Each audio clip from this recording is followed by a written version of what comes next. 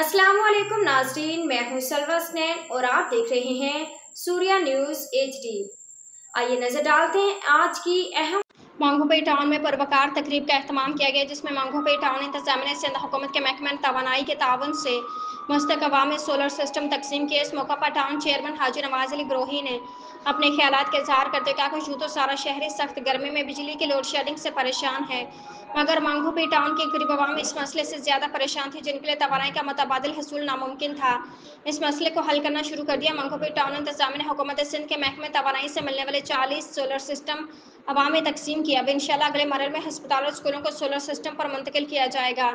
आज का programme peoples party के मंशूर के तहत गरीब अवाम के लिए किया जा रहा है। हम अवामी मसाइल हल करने के लिए शब रोज़ कोशा हैं। तकरीब में शरीक मर्द ख़वातीन बोली, बिजली की दस्तयाबी दरीना मसला है। सिंध हुकूमत के इक़दाम पर पीपल्स और टाउन चेयरमैन हाजी नवाज ग्रोही और council member madam Kausar Iqbal के तहे दिल से शुक्रगुजार हैं।